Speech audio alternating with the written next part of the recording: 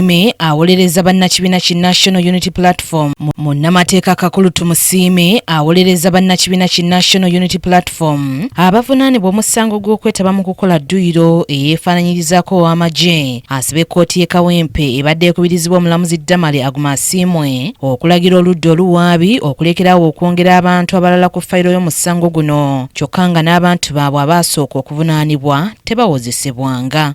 Kino kiddiridde oludda oluwaabi okwongera abantu abalala 3 ku fayiro y'omusango guno abavunaano bwe babadde baddiziddwa mu kkooti ey'e Kawempe olwaleero. Buli lunaku bwe tujja ku kkooti bongerako abantu ku mpaaba yaabwe. Olwasembayo twaleka 17 leero tusanze 2. Ensonga eyo egaanyisize omusango gwaffe okutandika kuva gwa 8. Ensonga tugigambye omulamuzi era naye n'akkiriziganya naffe n'abalagira state nti fayiro eno tebongerako omuntu bwe baba balina bwe baagala okwongerako bakole charge sheet eyiye kubanga ebbanga lyonna lino lye tumaze lityoboola eddembe ly'abantu baffe. Bannamateeka b'abavunaanwa bagamba nti ekyoludda oluwaabi okwongeranga abantu ku fayiro y'omusango guno nga n'okuguwulira tekunnatandika kimenya mateeka kyokka nga abantu baabwe abali ku alimanda bamebwa omukisa ogw'okuwoza nga bava waka. Omusango guno guludde okutandika. Twasaba bbeeru ne bagituuma ne tusaba mandatory bbeeru ne bagituuma era ne kati tebanaakuleetayo mujulizi. N'awabira abantu bange simumanyi nabo bennyini tebamumanyi.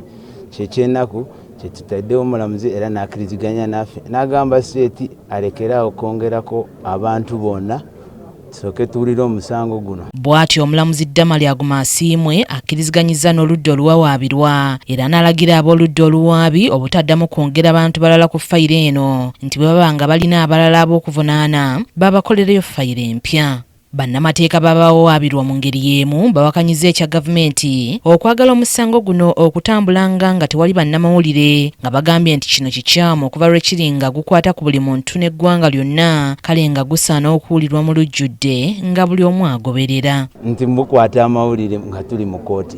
Eno kooti bagiyita public court, kooti y'abantu bonna. Ate guno omusango nga bwe mukimanyi n'ensalawo ya kooti bw'ezekirambika nti guno omusango gwa public interest oba guli mu kwagala kw'abantu abasinga ate baklanti baffe abasinga bakulembeze mu kibiina kyaffe. So okugamba nti mwabanamawulire muveemu ekisooka kijja kutoboola eddembe lyamwe ery'abanyamawulire n'abantu baffe abantu baffe abali mu kkomera balina abantu bangi be bakulembera. So bwe basigala nga tebawulira oba tebamanya bigenda mu maaso mu kooti zaabwe abakulembeze baabwe kiba kyanjawulo. Abavunaanwa kuliko Edward Sebuufu amanyiddwa ennyo nga Eddie Mutwe, Kivumbi Achirewo, Tas Calvin, Alex Waiso Mufumbiro ng'ono y'amyuka omwogezi w'ekibiina ki National Unity Platform, Sauda Madada, Olivia Lutaaya, Doreen Kaija n'abalala ng'era kati awamu bonna baweza 20. Kooti eyongezaayo okuwulira omusango guno okutuusa ng'ennaku z'omwezi 5 omwezi ogwokubiri omwaka guno.